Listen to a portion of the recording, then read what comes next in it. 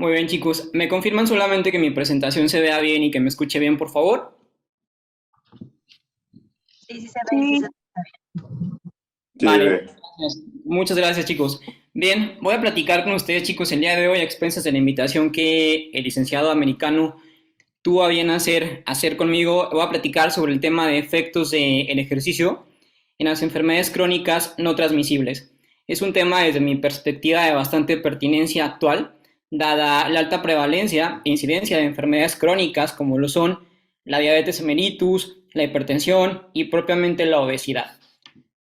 Voy a platicarles sobre el tema y al final si hay alguna pregunta, con gusto tendremos seguramente por ahí una ventana de tiempo para poder platicar al respecto. Muy bien.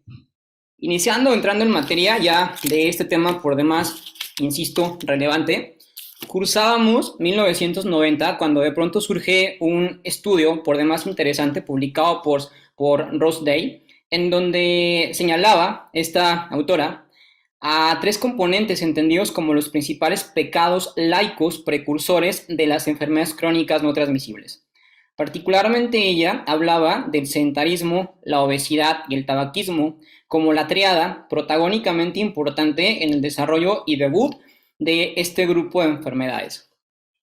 Ella misma, en su estudio, hipotetizaba la idea de que si en ese momento, en 1990, se intervenía de una manera multinacional y en el mundo se provean estrategias de salud pública en donde se promoviera el descenso de 5 miligramos de mercurio en términos de presión arterial sistólica, se podía promover una disminución hasta el 25% de la incidencia en la tasa de hipertensión a nivel mundial.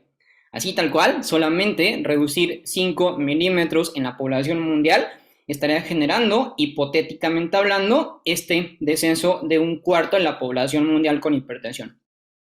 Asimismo, en este mismo estudio, Rose hipotetizaba que si en ese momento las intervenciones de salud pública promovían una disminución de 1 kilogramo de peso promedio en toda la población mundial, estaríamos reduciendo el 25% de la incidencia de obesidad a nivel mundial. Ese estudio fue un parteaguas para una gran cantidad de investigadores, incluyéndome justamente yo, porque esa hipótesis nos vino pues a plantear que el estilo de vida y que modificar ciertos factores o marcadores de manera preventiva podrían definitivamente tener un impacto sumamente importante a nivel de las multinaciones.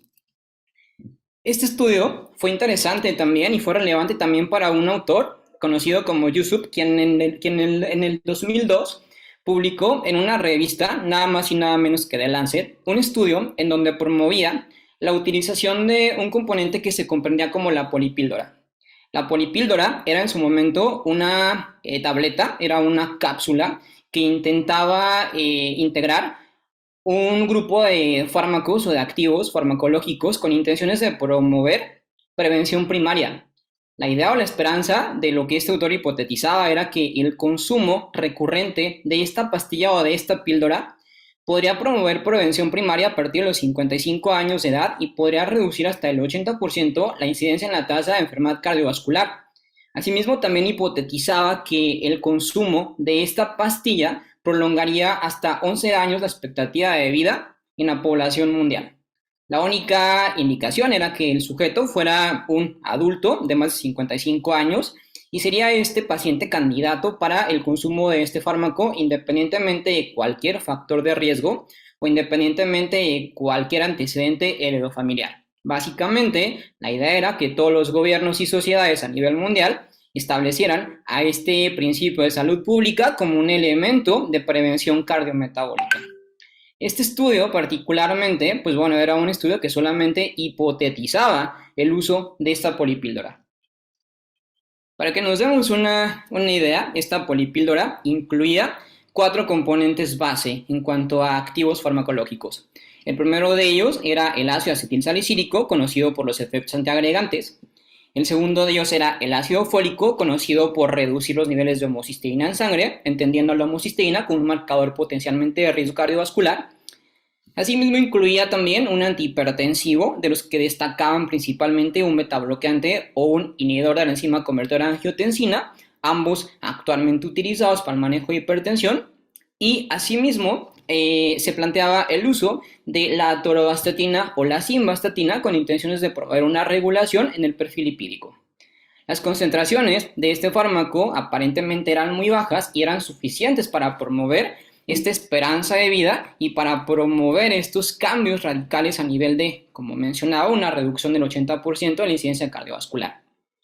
Este estudio generó una controversia impresionante y a partir de este estudio es que surgieron otros estudios, porque la idea entonces que planteaba este investigador pues era que podíamos estar sentados viendo la televisión, jugando videojuegos, enfrente a una tableta electrónica o simplemente sin hacer absolutamente nada de provecho y que tomando ese fármaco íbamos a tener una expectativa de vida que se prolongaría hasta 11 años. Lo que hoy día la mayoría de la gente busca, lo que nuestros pacientes buscan, no una alternativa mágica, una alternativa milagrosa, en donde el consumo de un componente pueda hacerle bajar de peso, regular los niveles de glucosa, bajar la presión y encima modificar componentes de la composición corporal, ¿no? Lo que todo el mundo busca, el eslabón milagroso. En este sentido, entonces, bueno, muchos autores levantaron la mano y llegaron los detractores. Un detractor de gran importancia fue justamente Craig, en donde en el 2010 publica un artículo, un metaanálisis justamente que evaluó una muestra de nada más y nada menos que casi 40.000 personas, para ser exacto 37.485 personas, en donde pudo demostrar que el ácido fólico, sí, ese que la polipíldora estaba planteando, no era lo que el autor planteaba, porque se pudo observar en cuanto a resultados que este fármaco en particular efectivamente podía promover una disminución de algunos eventos cardiovasculares porque efectivamente reducía los niveles de homocisteína en sangre, pero que no generaba realmente una disminución en la tasa de eventos vasculares mayores. Entonces, esto básicamente vino a desvirtuar y a quitarle peso, empezó a quitarle peso a esta polipíldora que se intentaba plantear en ese momento. Luego viene otro estudio de mayor fuerza todavía que evalúa la aspirina.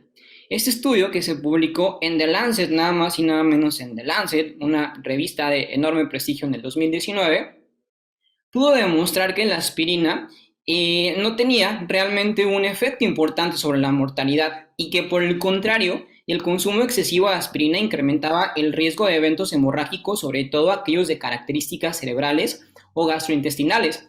Y este estudio justamente es el que hasta hoy a la fecha se sigue preservando y el que se toma en cuenta o de la cual se deriva la recomendación de no utilizar la aspirina en la prevención primaria de forma masiva, sino restringirla a los pacientes con enfermedad cardiometabólica solamente cuando esos presentan un riesgo elevado de mortalidad.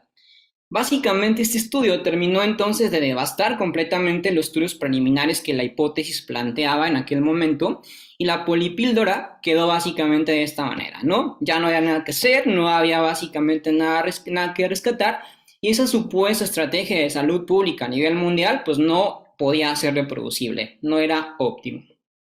Después de este estudio, después de estas conclusiones que se tuvieron determinantes y contundentes, surgen otros autores. Y acá, por ejemplo, Franco en el 2004 publica un artículo en donde establece otra polipíldora, pero una polipíldora basada en alimentación. Él hablaba a partir de un gran conglomerado de estudios que hasta esa fecha se han publicado, que el consumo de una dieta que incluyera vino tinto, pescado, chocolate negro, frutas, vegetales, ajo y almendras tenía un efecto mayor incluso que el de la polipíldora estaba intentando plantear, puesto que se hablaba justamente que el consumo de una dieta que incluyera esos componentes podía reducir hasta el 75% el riesgo de muerte prematura y de eventos cardiovasculares en los pacientes. Todos esos componentes o alimentos evaluados ya con anterioridad y vinculados directamente a una menor tasa de mortalidad cardiovascular en una gran cantidad de estudios. Esos autores entonces, pues bueno, planteaban esta idea que a la fecha se sigue respetando y sigue teniendo suficiente fuerza. Hoy día seguimos recomendando modelos de intervención de dieta, por ejemplo, mediterránea o dieta DASH, en donde recomendamos el consumo de pescado, vino tinto, frutas, vegetales como parte de la prevención cardiometabólica, incidiendo, reitero, en una protección de hasta el 75%. Sin embargo, pues bueno, yo vengo a platicar del tema de la actividad física, ¿no? Y es que a partir justamente de estos estudios, surgen otros autores y surgen otros productos de ciencia en donde empezamos a observar o identificar el ejercicio terapéutico también como una polipíldora. Pero a diferencia de lo que anteriormente con la polipíldora farmacológica se planteaba, sabemos y pudimos discernir que el ejercicio puede resultar como una polipíldora, pero sin efectos secundarios, aquellos que no eximía la polipíldora farmacológica. Y el ejercicio hoy por hoy, y desde aquel entonces es visto entonces como una polifarmacia, como un conjunto de fármacos promotores de salud y de mortalidad. Este estudio particularmente que surge por allá en esos mismos tiempos, cuando tanto se debatía ese estudio previo, pudo demostrar que el ejercicio físico generaba, aparte de lo que ya se planteaba a través del otro estudio, aparte generaba una disminución mayor en la disminución, perdón, del colesterol LDL y del colesterol total. Pero asimismo también se mostraba que la actividad física incrementa el colesterol HDL, cosa que básicamente ningún fármaco hoy día y ningún medicamento es capaz de promover. Entonces, básicamente se pudo comparar con aquellos estudios que intentaban hipotetizar y se pudo demostrar que el ejercicio físico tiene mejores resultados que la propia polipíldora y ni modo, no había nada que hacer entonces con respecto en frente del ejercicio terapéutico. Otros hallazgos pudieron demostrar también insistentemente que el ejercicio físico disminuye los niveles de colesterol total, que disminuye los niveles de colesterol LDL, que disminuye también los niveles de presión arterial, pero que aparte el ejercicio físico logra algo que ningún otro fármaco va a lograr nunca en la vida, que es mejorar la composición corporal, particularmente disminuir la adiposidad o disminuir la grasa corporal, mejorar la capacidad cardiorrespiratoria, mejorar la fuerza y mejorar en general la composición corporal. Hoy por hoy no hay ningún medicamento que per se, por sí mismo, pueda promover cambios relevantes a nivel de la composición corporal o que pueda, por ejemplo, mejorar la capacidad respiratoria a medida, por ejemplo, el MEDS. En ese sentido, no hay hoy en día entonces un fármaco tan integral y que incluya tantos beneficios y efectos juntos al momento de su intervención. Otro estudio que me resulta por demás interesante y lo promuevo de manera cotidiana porque tiene bastante relevancia a nivel de salud pública y a nivel de prescripción de la actividad física, pudo demostrar que bastan 15 minutos de ejercicio físico de características o intensidad moderada para generar o para obtener 14% de la reducción en la tasa de mortalidad. Es decir, bastan 15 minutos de actividad física al día para tener casi 15% menos de probabilidades de morirme, ¿sale? De tener un evento fortuito de características mortales. Este mismo estudio pudo demostrar que si además de esos 15 minutos le agregamos 15 minutos adicionales, vamos a tener una tasa incrementada de más del 4%. ¿Cómo podemos traducir esto? Podemos traducir esto que si al día nosotros estamos realizando 90 minutos de actividad física aeróbica de características moderadas, tenemos básicamente el 35% de la protección en la tasa de mortalidad por todas las causas. En ese sentido, tenemos entonces un fármaco que nos está promoviendo, nos está dando las herramientas necesarias para poder evitar una muerte prematura. En este mismo sentido, y vale bastante la pena mencionar porque extrañamente sigue siendo un tema de debate hoy en día, sobre todo en la comunidad médica, el ejercicio de fortalecimiento también se ha evaluado y se ha podido demostrar que el entrenamiento de fuerza, sí, las pesas, el fortalecimiento, promueve beneficios a la salud y particularmente este estudio concluye que 1 hora de entrenamiento de fuerza a la semana disminuye hasta un 17% el riesgo de mortalidad por todas las causas.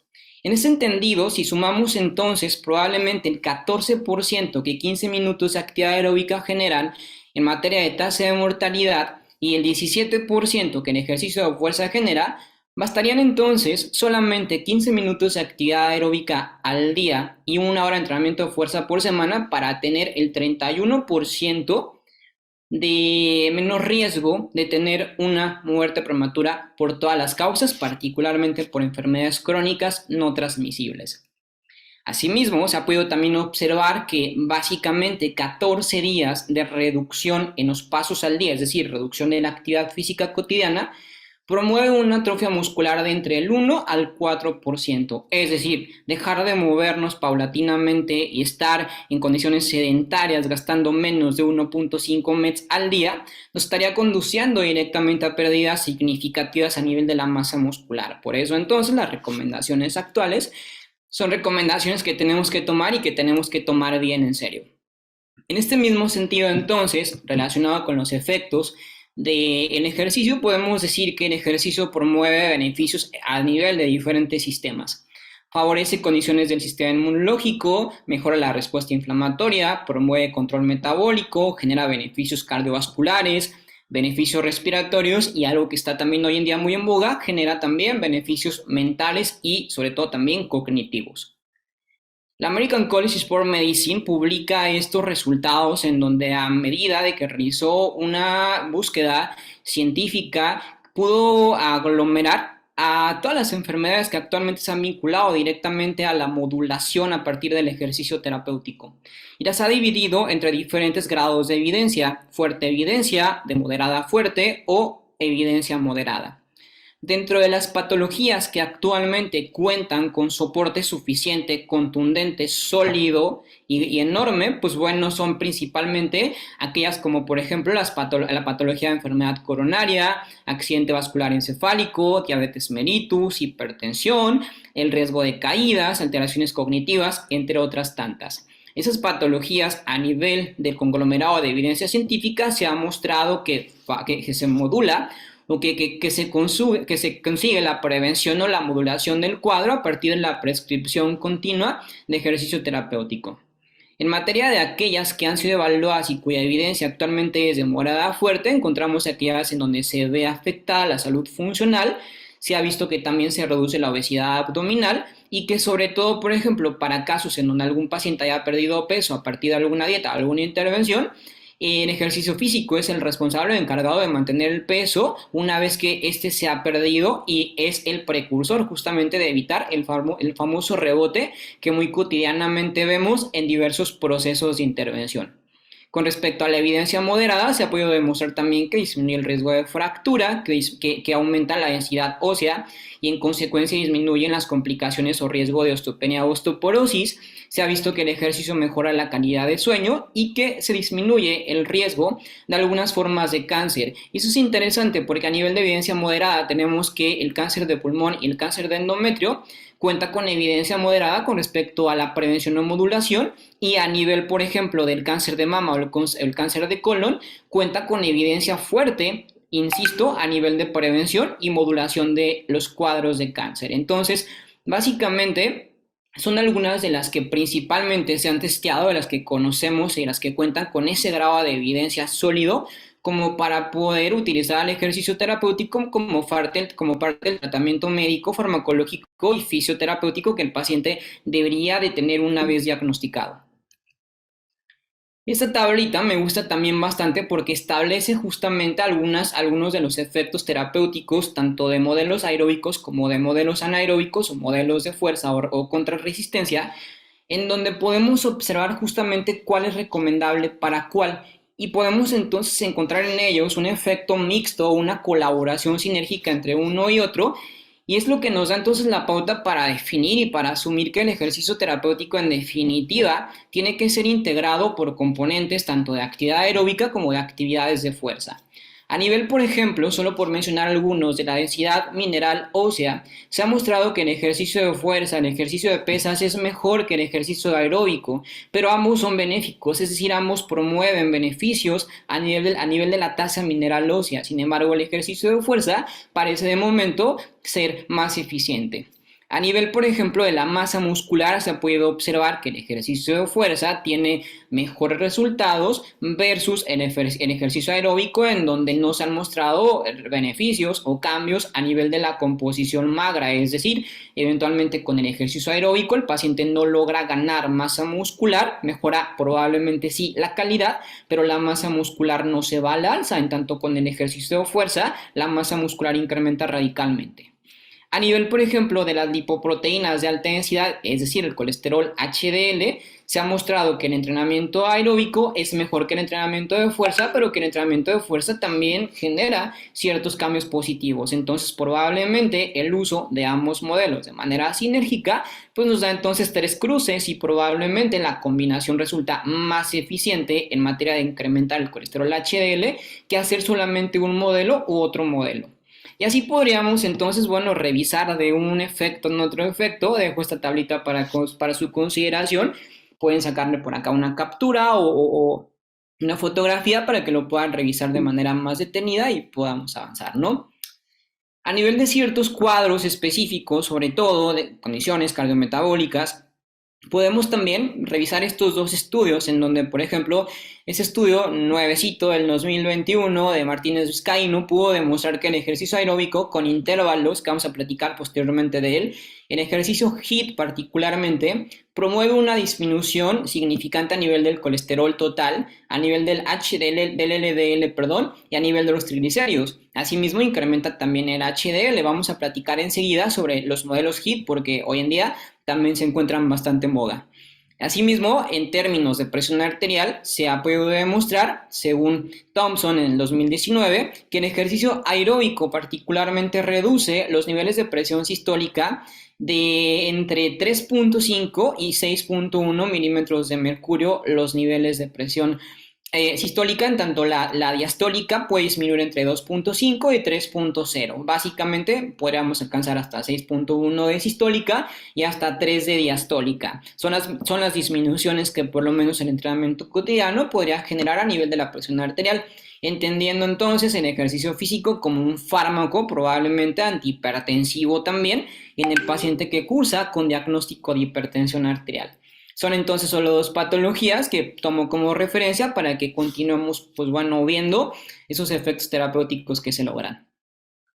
Este cuadro es un extracto del libro del programa Ejercicio Físico para Mejorar la Salud de la doctora Edna Jauregui Ulloa, con la cual tengo el honor enorme de colaborar y de trabajar, en donde ella realizó un análisis comparativo con respecto al ejercicio y algunos fármacos en particular que se manejan de manera cotidiana en las enfermedades crónicas no transmisibles. La aspirina, la digoxina, el metoprolol, las estatinas y el benzafibrato. Estos básicamente entendidos como antiarrítmicos, antitrombóticos, antiisquémicos, mejoradores de la función endotelial o antiescleróticos. Y se pudo observar en esta hipótesis que ella hace, pues que, por ejemplo, en el caso de la aspirina particularmente que tiene un efecto antitrombótico, basta prescribir ejercicio de moderado a vigoroso de una cantidad superior a 6 METs de actividad física para tener un efecto antitrombótico igual probablemente al de la aspirina. Asimismo, por ejemplo, en el tema de la digoxina, que es un antiarrítmico, se pudo revisar que el ejercicio de intensidad leve superior a 3 METs puede promover un efecto cardiovascular antiarrítmico probablemente similar al de la digoxina.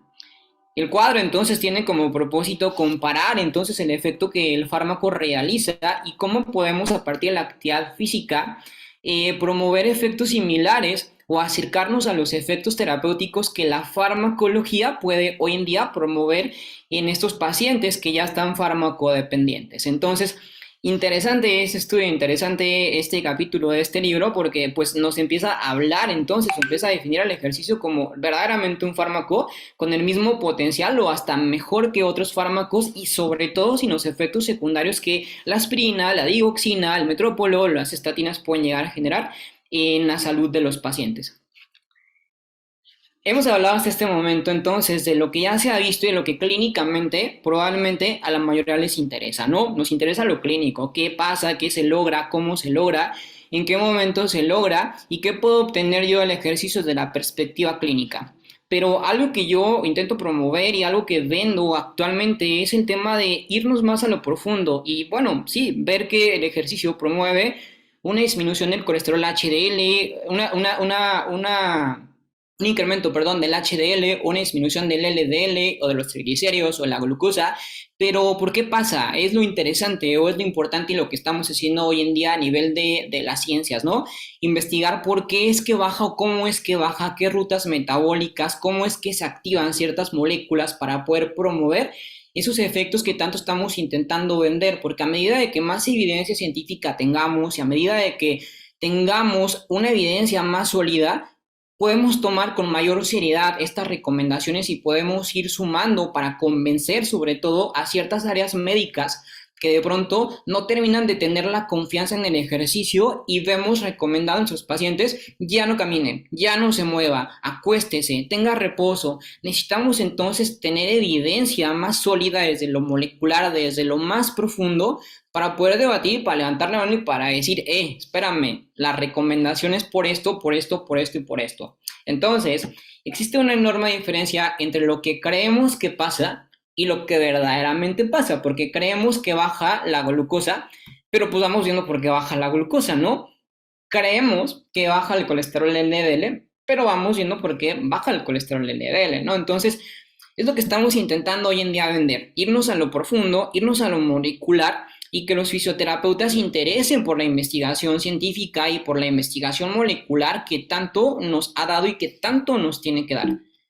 En este mismo sentido, esta imagen que presento es una imagen, vamos, representativa de algunas de las moléculas que actualmente están siendo estudiadas y que se entienden como moléculas precursoras del músculo.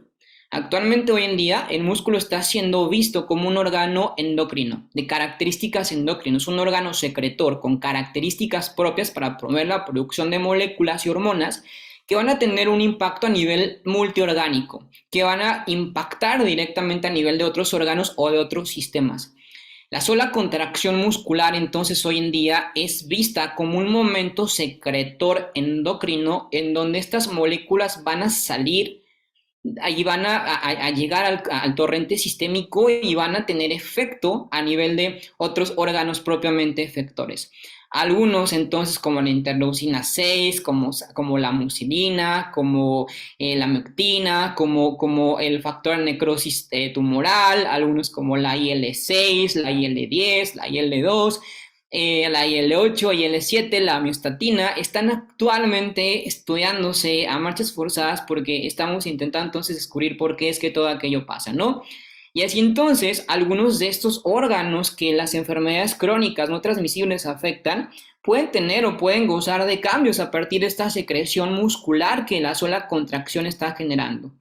Les pongo acá solamente algunos pantallazos de los efectos moleculares porque vamos, no es este el objetivo de esta sesión, no vamos a hablar el día de hoy propiamente de cambios moleculares o de acciones moleculares, pero no quiero dejarlo pasar, no quiero dejarlo atrás porque tiene mucha relevancia con respecto a lo que estamos intentando hoy en día construir, ¿no? Algunos órganos entonces como el hueso, como el hígado, como el sistema nervioso periférico, el sistema nervioso central, el corazón, órganos hematopoyéticos van a beneficiarse directamente a partir de la sola contracción muscular. Asimismo, la propia calidad de vida en el adulto mayor también va a mejorar a partir de la estimulación de estas moléculas en general que actualmente están siendo estudiadas. Este es otro pantallazo, otra imagen en donde también podemos observar algunas de las condiciones moleculares que cambian a partir de la contracción muscular. Y me quedo en esta para hablar brevemente sobre algunas de estas moléculas que hoy día están siendo estudiadas. Podríamos hablar, por ejemplo, de la IL-6. La IL-6 es una molécula potencialmente inflamatoria, pero que cuando el músculo la genera, se comporta de manera antiinflamatoria. De manera general, cuando nosotros tenemos, por ejemplo, algunas condiciones inflamatorias, inmunológicas, o vamos a ponerlo muy sencillo, cuando tenemos obesidad, eventualmente los niveles de interleucina 6 se encuentran a la alza y se comportan de una manera potencialmente inflamatoria. Es justamente ese escenario el precursor o el que orquesta lo que se entiende hoy en día como la inflamación sistémica crónica de bajo grado, precursora de una cantidad enorme de enfermedades crónicas.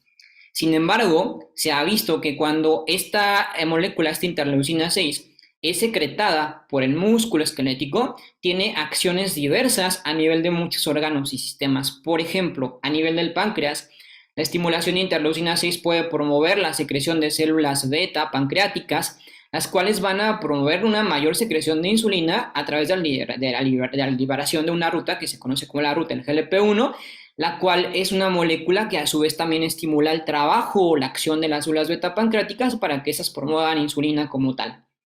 Asimismo, por ejemplo, el ejercicio físico a nivel intestinal genera también la producción de interleucina 6, la cual incrementa la producción de este GLP-1, que es la molécula a la que me refería, y la cual va a tener acción directamente en el páncreas. Entonces, la contracción del músculo va a estimular interleucina 6 en páncreas, va a estimular interleucina 6 en intestino, y a su vez estos van a estimular la producción de GLP-1, el cual, insisto, es un componente que va a estimular o va a sobreproducir la actividad de las células beta pancreáticas para que éstas generen insulina cuando éstas continúan siendo funcionales.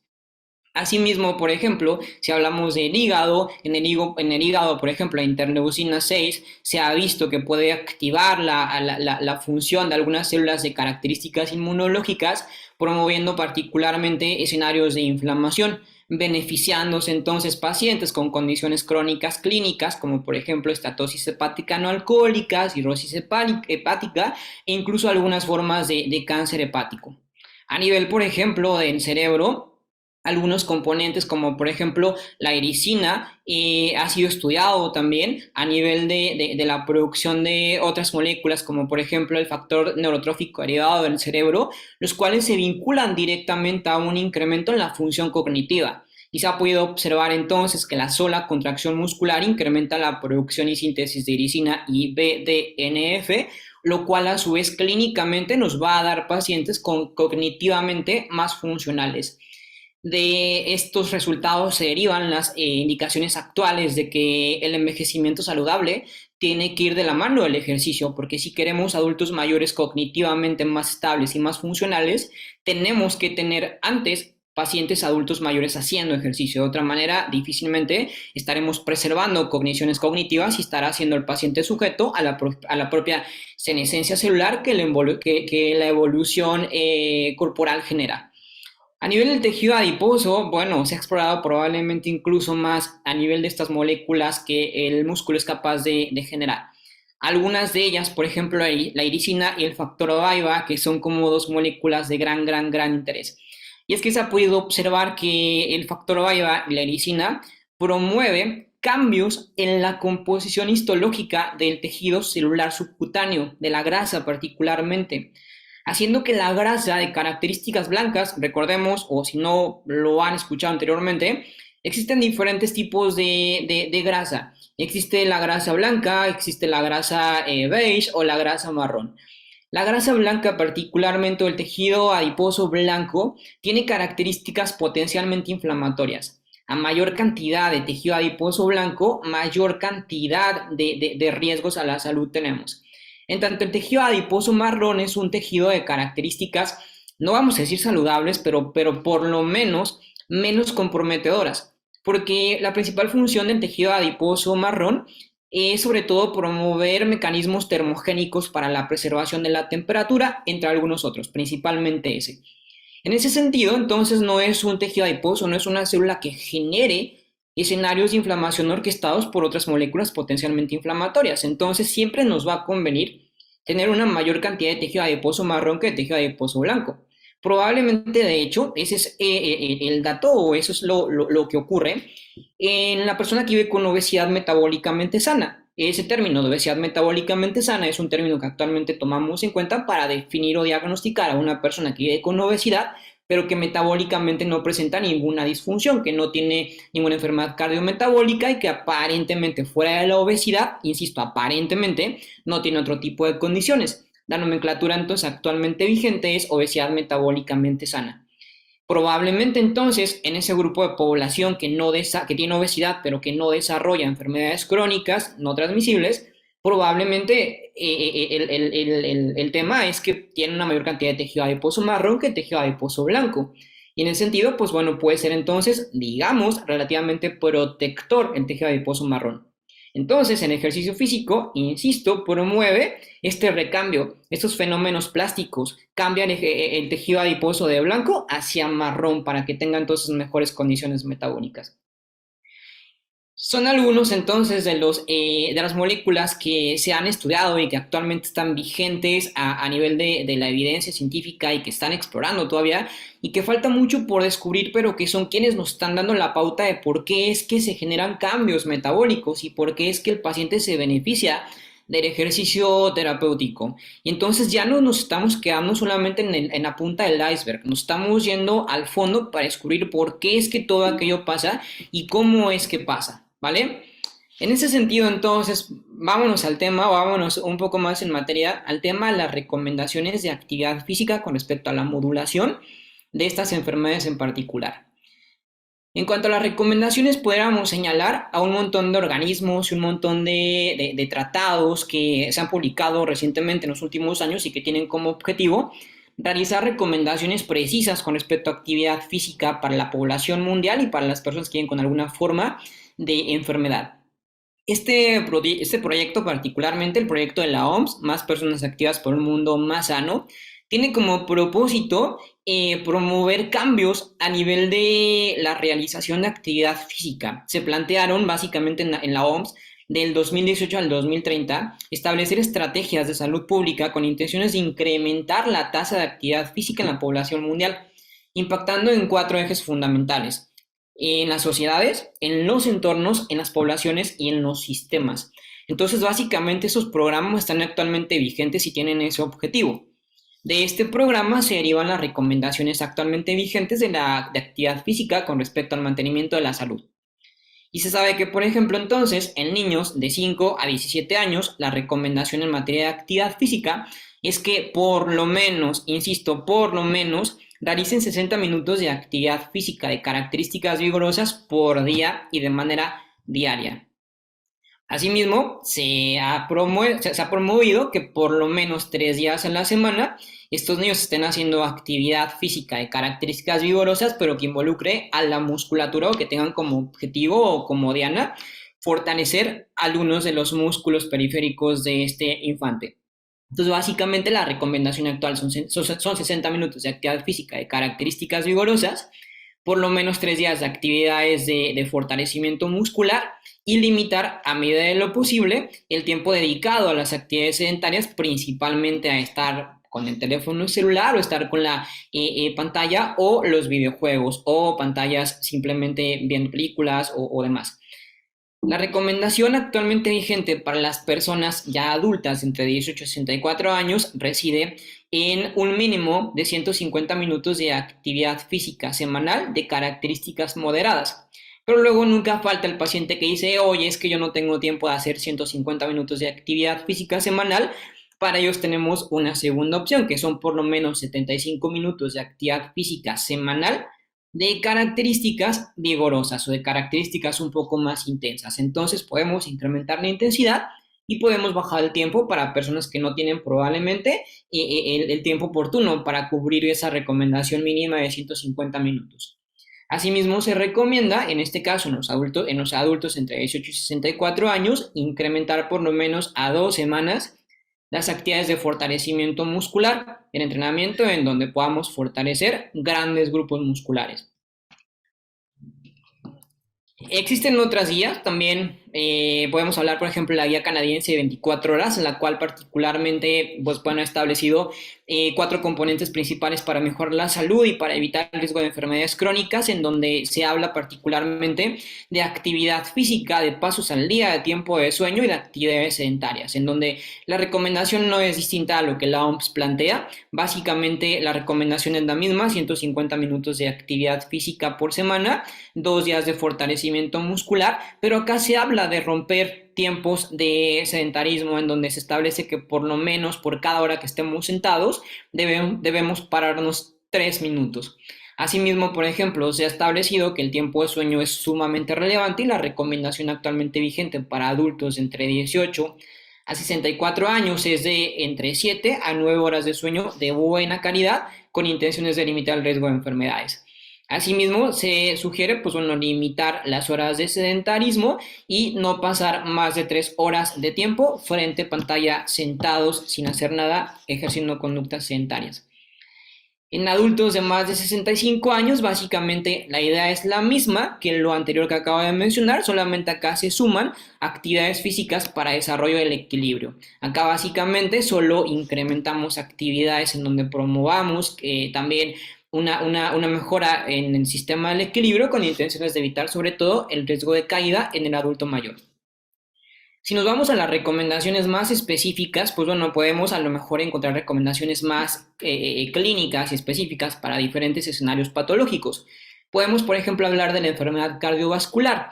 En ese sentido, molecularmente hablando, sabemos que la promoción de muchas de estas moléculas van a mejorar condiciones en el corazón, en el endotelio, en el músculo esquelético, en el diafragma, incidiendo directamente en una mejora de la calidad de vida, en una mejora de la capacidad física, una disminución de la mortalidad, una disminución de las comorbilidades que el paciente con enfermedad cardiovascular puede llegar a tener.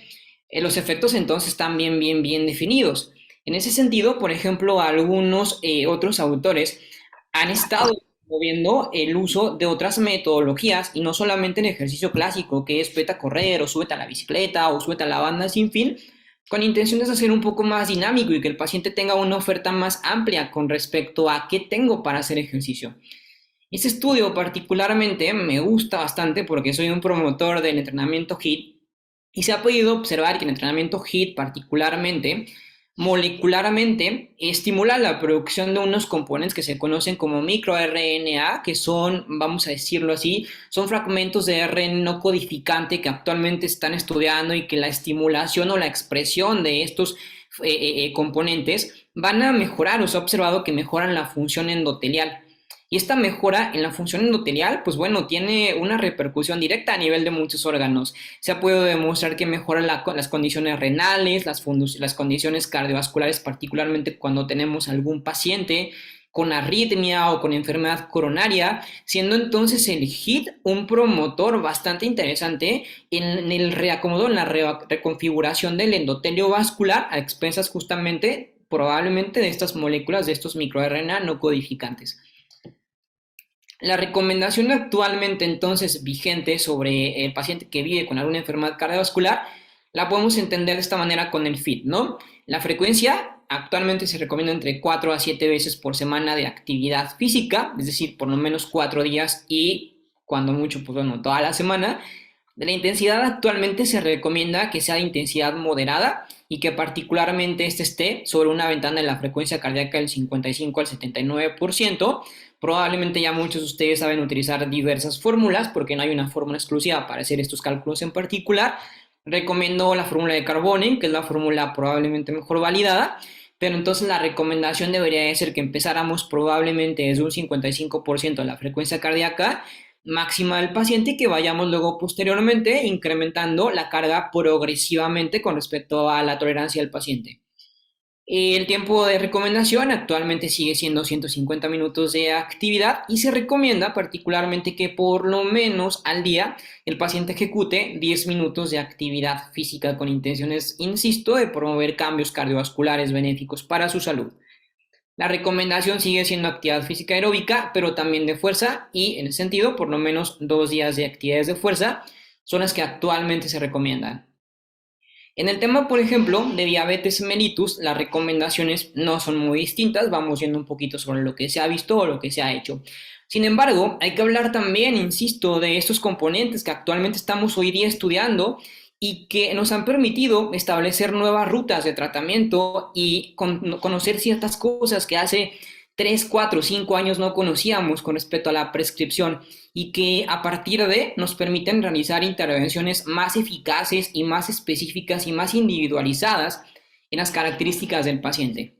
El GLUT4, por ejemplo, probablemente muchos lo han escuchado, el GLUT4 es un cotransportador de glucosa, lo encontramos a nivel intracelular y es el encargado particularmente de captar la glucosa y de enviarla directamente hacia los diferentes organelos que la van a utilizar para poder obtener energía a partir de ella.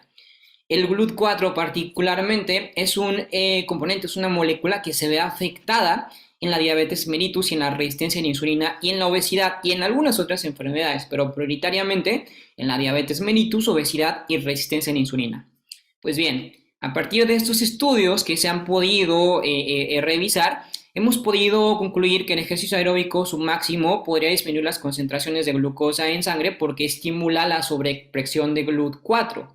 Y lo interesante de este estudio particularmente es que puedo demostrar que incluso a las 72 horas después de haber hecho actividad física, el GLUT4 se sigue sobreexpresando y sigue generando beneficios directamente a la salud del paciente y a la regulación de la glucosa en sangre. Entonces, chequen lo interesante de ese estudio y de esta conclusión. Incluso estando sentado el paciente 72 horas después de haber hecho actividad física aeróbica, el GLUT4 se sigue sobreexpresando y seguimos teniendo cambios benéficos a nivel de la modulación y de la captación de glucosa en el paciente que vive con diabetes. Por otra parte, hay otra molécula que me gusta muchísimo, que está actualmente también estudiándose constantemente, que es el AMPK. El AMPK es una molécula que se entiende como un complejo enzimático regulador del metabolismo.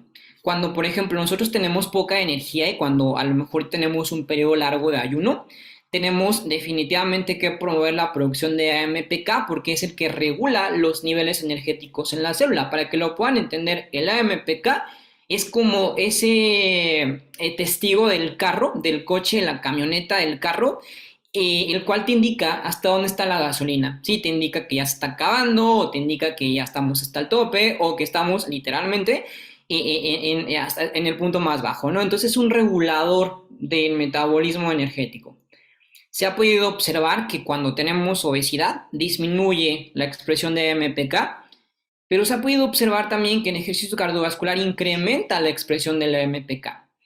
¿Por qué me convendría incrementar la expresión del AMPK? Bien fácil, porque el AMPK regula la glucólisis, mejora la captación de la glucosa, oxida los lípidos de manera más eficiente, sintetiza ácidos grasos, sintetiza colesterol y genera gluconeogénesis. Particularmente lo que más nos debiera interesar es que a mayor AMPK, mejor captación de glucosa tenemos y mayor oxidación de lípidos tenemos. Es lo que más nos debe interesar y el mensaje práctico de esta sesión. A mayor AMPK, mayor captación de glucosa y mayor oxidación de lípidos. ¿Por qué pasa esto? Bien fácil, y lo puse de esta manera súper sencilla, es una ruta muy práctica para poder entenderlo. El AMPK estimula la producción de una molécula que se conoce como PGC1-alfa, que es un coactivador transcripcional. Un coactivador transcripcional es un componente que estimula ciertos genes. Particularmente el PGC1-alfa estimula a ciertos genes que van a promover biogénesis mitocondrial. ¿Qué es la biogénesis mitocondrial? Es la generación de nuevas mitocondrias. A la célula definitivamente le va a convenir tener muchas mitocondrias, una cantidad importante de mitocondrias, porque recordemos que las mitocondrias van a oxidar a los ácidos grasos. Entonces, a mayor cantidad de mitocondrias, mejor regulación energética tengo. Entonces, no es que la MPK actúe por sí mismo, no, es que esta molécula estimula la activación de esta otra molécula y a su vez esta otra molécula sintetiza la producción de algunas mitocondrias y ya esto a su vez es lo que clínicamente nosotros observamos cuando vemos un estudio de laboratorio y vemos que el paciente empezó la actividad física hace un mes con niveles de glucosa probablemente 175 y después de un mes ya estamos sobre 127. Ese dato clínico que observamos nosotros en lo clínico relacionándonos con el paciente se logra a partir justamente de esto, ¿vale? Es lo que molecularmente pasa para que eso se pueda llegar a lograr. Importante, y el mensaje práctico para que se lo lleven a casa. Este estudio, o esos estudios, porque son dos, pudieron demostrar que el AMPK se estimula principalmente, o que es dependiente del nivel de intensidad, y eso es muy importante. No cualquier nivel de intensidad estimula el AMPK. Se ha podido demostrar que el AMPK se estimula o se sobreexpresa prioritariamente cuando trabajamos por encima del 60% del volumen máximo de oxígeno. Y entonces esto nos lleva a definir y a decir, ok, bueno, entonces si ya entiendo esto, sé que cuando le ponga ejercicio a mi paciente que vive con diabetes, si bien tengo que empezar quizás con 20% del volumen máximo de oxígeno, 30, 40, dependiendo de las condiciones base del paciente, mi meta debe ser llegar al 60% del volumen máximo de oxígeno porque es lo que ha demostrado generar y propiciar verdaderos cambios moleculares a nivel de la expresión de la MPK, ¿vale? Asimismo, también se ha podido demostrar que modelos de alta intensidad de hasta 20 minutos también generan cambios benéficos a nivel de la sobreexpresión de la MPK. Entonces, ese es el mensaje práctico, chicos. Estos datos moleculares que estamos obteniendo y que algunos investigadores estamos actualmente intentando conocer, que estamos explorando, que estamos experimentando, tienen que llevárselos y entenderlos de esta manera. ¿Cómo aplico lo que ya en su momento molecularmente están obteniendo los investigadores para que en la parte clínica a mí me funcione? Otra molécula, ya es la última molécula de la que voy a hablar, pero es una molécula que también me encanta de sobremanera, que es el mTOR.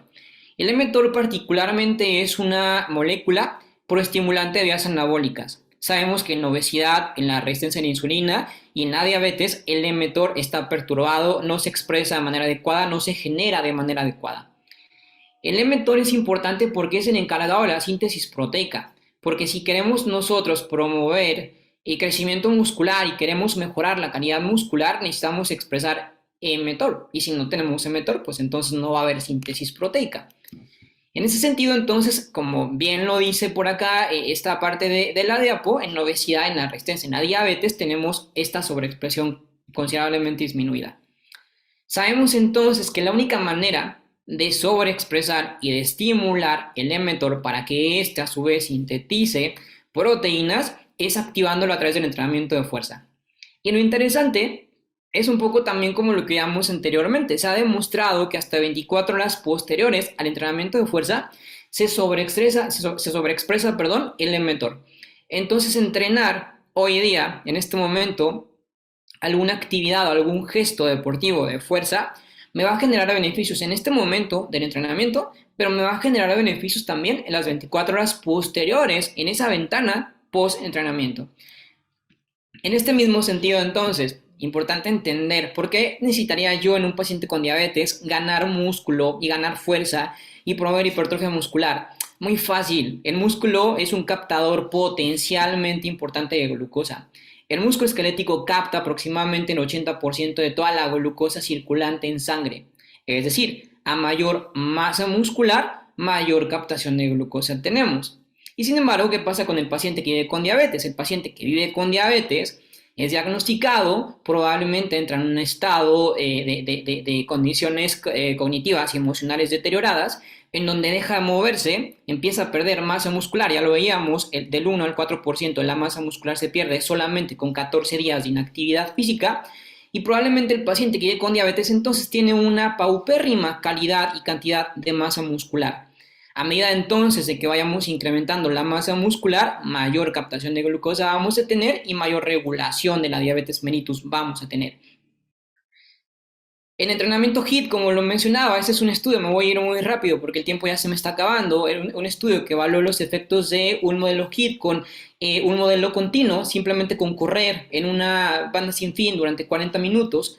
El estudio evaluó 29 personas y había dos grupos. El grupo control, que era un entrenamiento continuo, donde el paciente corría 40 minutos en una bicicleta, perdón, al 50% de la carga submáxima. Se comparó con un modelo HIIT solamente de 10 intervalos. Cada intervalo era de un minuto y la intensidad era del 95%. Es decir, tenemos por acá un modelo de 40 minutos y por acá un modelo de solamente 20 minutos.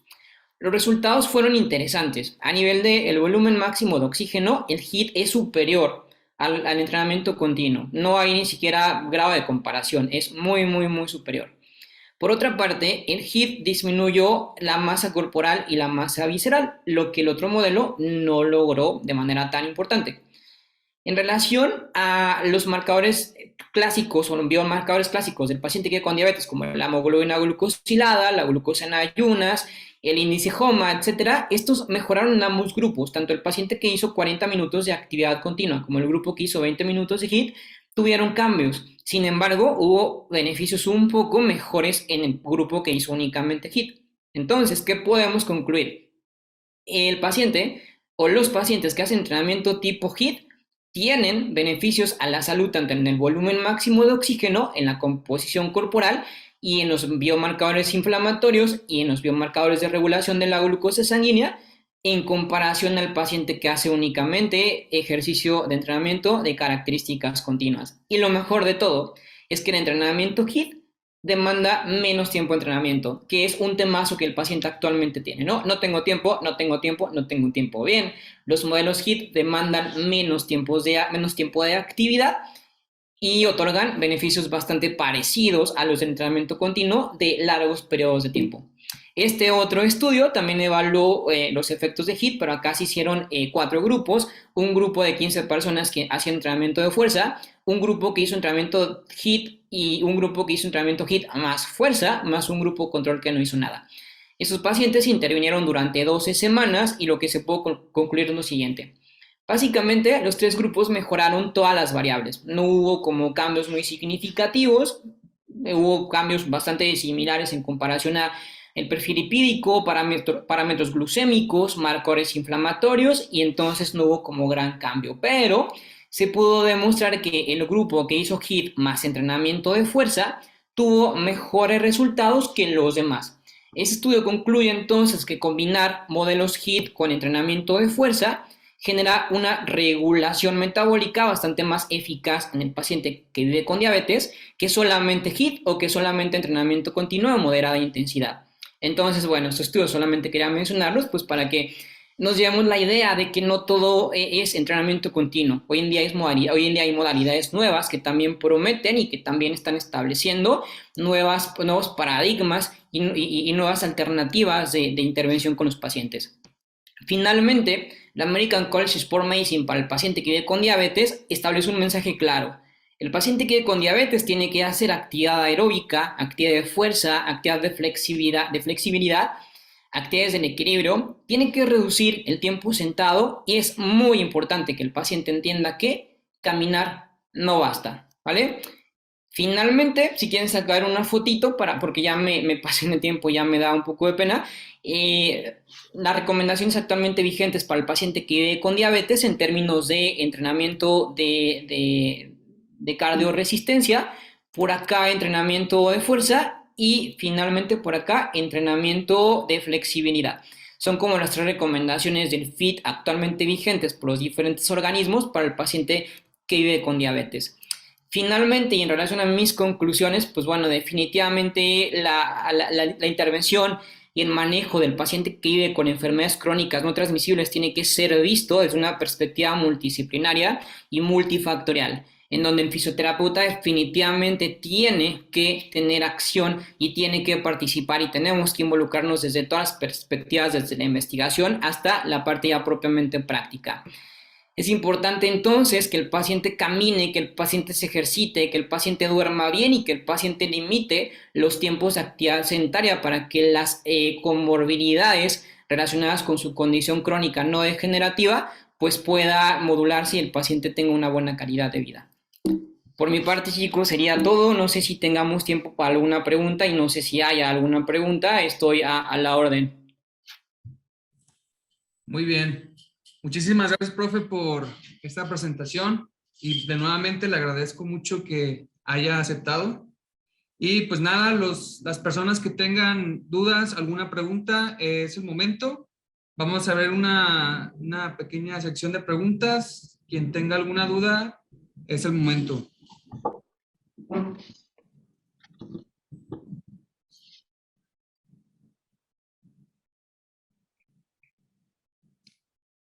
¿O quedó todo muy claro? La verdad es que todo muy claro. Muchas gracias. Ok, creo que por ahí alguien sí quiere hacer una pregunta. Sí, yo quiero hacer una pregunta. Guadalupe, adelante. Exacto. Sí, bueno, generalmente sí, mi problema con los pacientes era lo que hablabas del tiempo, ¿no? Como que siempre están en esta vida rápida y estresados. Entonces, bueno, creo que la mejor recomendación sería esto de HIIT, pero quería saber si yo tendría que tener como algunas bases previas, o sea, en cuanto a movimiento, fuerza, demás, como para que puedan integrarse a este tipo de entrenamiento sin que se lesionen también por estar haciendo un ejercicio. Ok, gracias por tu pregunta, Guadalupe. ¿Te refieres al paciente, a que el paciente debe de tener ciertas bases? Ajá, como a nivel fisiológico de, no sé, por decirlo así, si es hipertenso, que ya esté controlado, una cuestión así. Ok, vale, sí, mira, los modelos KIT en particular, una ventaja que tienen es que son altamente moldeables y altamente reproducibles desde muchas perspectivas y adaptables a un montón de condiciones y un montón de pacientes. Podemos, por ejemplo, plantear un modelo HIIT desde en una bicicleta, en un cicloergómetro, en una banda sin fin. Si no tenemos ningún recurso, incluso con ejercicio isotónico libre, no hay como una indicación específica con respecto a qué debemos utilizar o cómo lo debemos plantear. Lo mismo, por ejemplo, podemos manejar modelos HIIT de bajo impacto que podemos manejar sin ningún problema paciente que tenga incluso enfermedad osteoarticular degenerativa, porque al ser de bajo impacto generamos pues obviamente una respuesta biomecánica mucho más amigable. Hay un término que se conoce que no es solo HIIT, o bueno, lo que pasa es que actualmente el término de HIIT se confunde un poquito. ¿A qué me refiero con ello? Un modelo HIIT es aquel que está siempre por encima del 85% de la frecuencia cardíaca máxima. Por ejemplo, puedes manejar un modelo de 88%, 90%, 95%, 93%, y eso es un modelo HIIT. Pero actualmente, por ejemplo, se plantean modelos de menos del 85% de la frecuencia cardíaca. Por ejemplo, un modelo que llega solamente al 70% y que combinas con un intervalo del 50%. Entonces, 70 por 50, 70 por 50, 70 por 50. Ese en esencia no es un modelo HIIT, pero te puede funcionar como modelo adaptativo para que el paciente comprenda la técnica, la mecánica, el ejercicio y se vaya adaptando a esos intervalos a los que usualmente no está adaptado. Entonces, no necesariamente, insisto, tendrías que empezar con un modelo HIIT, así tal cual como la literatura lo establece, sino que podrías empezar con un modelo interválico de moderada intensidad, que es como se llaman, que son un poco más amigables para un paciente que no tiene experiencia previa. Ah, ok, perfecto, muchísimas gracias. Y estuvo muy interesante tu presentación, mil gracias. Vale, gracias a ti. Listo, yo creo que podemos dar hincapié en una pregunta. Yo tengo una pregunta. Ok, Jorge, es la última pregunta para que no nos coma el tiempo. Sí, tengo una pregunta. En cuanto, por ejemplo, los pacientes que tienen obesidad grado 2, 3 o obesidad mórbida, pues lo que viene siendo qué tipo de ejercicios se pueden estar recomendando, porque me imagino que han de ser ejercicios de alto impacto. Entonces, la mayor parte de pacientes pues ya tienen algún tipo de alteración ya articular y pues cuáles serían de recomendación para ellos. Ok, vale, mira, es difícil establecer una recomendación específica, puesto que creo que todos los que estamos acá, creo que todos somos colegas, y todos vendemos la idea de que el ejercicio tiene que ser individualizado, absolutamente, y de que tenemos que establecer pautas o normas específicas para la condición personal y biomecánica de cada persona. Entonces, no todas las personas que viven con obesidad grado 1, 2 o 3 tienen condiciones biomecánicas ya perpetuas. Entonces, habría que analizar específicamente de qué tipo de pacientes estemos hablando y ya con base a las características podemos intervenir. Definitivamente en una persona que vive con obesidad vamos a recomendar desde, y lo dicen las guías internacionales, el ejercicio de fuerza y el ejercicio de resistencia. Solamente habremos identificar qué es lo mejor. Por ejemplo, probablemente para mi paciente no es conveniente el meterlo a una banda sin fin por el rebote y porque a lo mejor tiene una lumbalgia crónica idiopática, ¿no? Entonces a lo mejor no me conviene que esté rebotando en una banda sin fin, pero a lo mejor me conviene quizás que trabaje en una elíptica o que trabaje en algún otro modelo que genere menos impacto propiamente a la columna. Y en entrenamiento de fuerza, lo mismo, vamos a definir qué es lo que más le conviene. A lo mejor probablemente no le conviene una sentadilla paralela, pero quizás le conviene una sentadilla tipo sumo, o quizás le conviene una sentadilla tipo hat, o quizás le conviene una sentadilla isométrica con apoyo de espalda. Entonces lo tendríamos que definir ya con respecto al cuadro clínico del paciente. Algo que te puedo compartir es que hace poco tiempo terminé yo un estudio en Cooks en donde analizamos justamente la respuesta de HIIT en personas con obesidad. Trabajamos con personas con obesidad grado 1 y grado 2, en donde trabajamos con un modelo HIIT de entrenamiento poliarticular isotónico de características libres, de bajo impacto, porque todos tenían obesidad. Manejamos ese protocolo entonces y pudimos obtener en cuanto a los resultados cosas muy interesantes que estamos justamente a punto de publicar. Vamos a publicar el año que viene en la revista de Nutrients, en donde igual cuando tenga posibilidades de poder compartirles, yo les puedo compartir ese artículo para que veas más o menos la metodología que utilizamos, cómo trabajamos y el resultado que obtuvimos. Pero incluso en la gente que vive con obesidad podemos manejar modelos HIIT y podemos tener resultados con cambios significativos, como lo pudimos ver en el estudio que hicimos nosotros en Cooks, en la Universidad de Guadalajara. Excelente, muchas gracias. Vale, gracias a ti.